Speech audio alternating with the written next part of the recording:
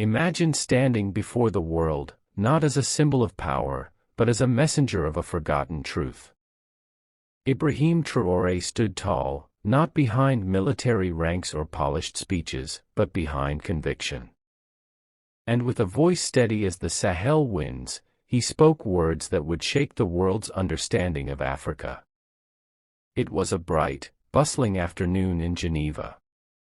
Inside the International Forum Center, the energy was electric. Diplomats, activists, scholars, all gathered for one of the year's most watched panels on global governance.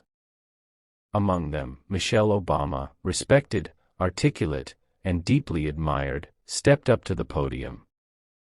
Her smile was warm, her message clear.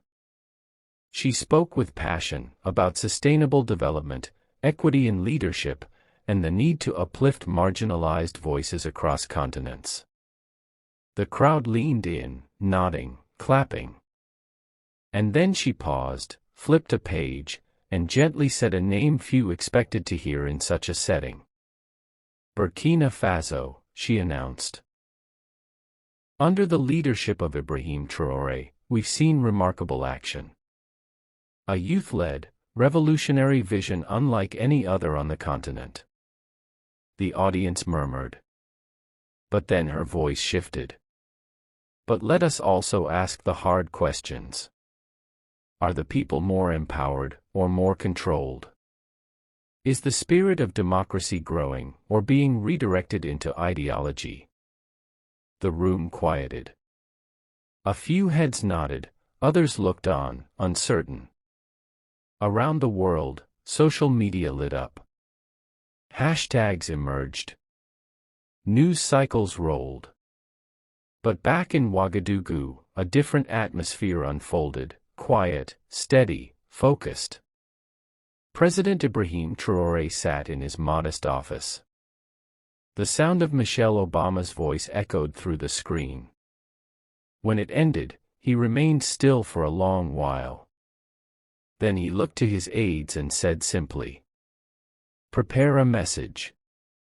We do not respond with defiance. We respond with truth." And just days later, he did. No suit, no fanfare. Just the national flag behind him, and a camera. Traoré stepped up and looked into the lens, not as a politician, but as a son of the soil. "Mrs. Michelle Obama," he began. "You have long stood as a beacon of justice. And your concern is not rejected, it is respected. But allow me, respectfully, to share our reality." He raised an old photograph, grainy, but powerful. A family seated beneath a straw roof, a small solar panel glowing behind them. This family once ate in the dark. Now, their children read under light. This is not control. This is dignity. His voice didn't waver. We are not seeking to dominate, we are seeking to restore. We are healing from centuries of imposed rule, exploitation, and broken systems. If our methods seem unorthodox, it is because our pain has never been standard. He paused. We do not claim perfection. But we claim purpose. The words reverberated far beyond his office. They traveled through digital borders and into the hearts of millions. Young Africans saw not just a leader, but a mirror of their hopes. In markets and homes from Bamako to Cape Town, people leaned in. Traoré was not defending himself, he was defining a new Africa. The response was electric.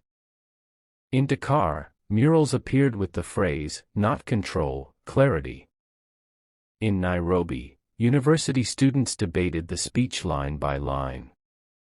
In Addis Ababa, community radios translated every word into local dialects. Michelle Obama watched it all. Later, in a rare interview, she spoke candidly. "I was moved. I spoke from my understanding, but President Traoré's words gave me another lens. And in leadership, humility is the foundation of growth. I listened, and I learned. Her honesty was met with praise. But all eyes were still on Africa. In the heart of Burkina Faso, something more powerful than politics was happening. In a small village where water once had to be fetched from miles away, a new borehole now served clean water.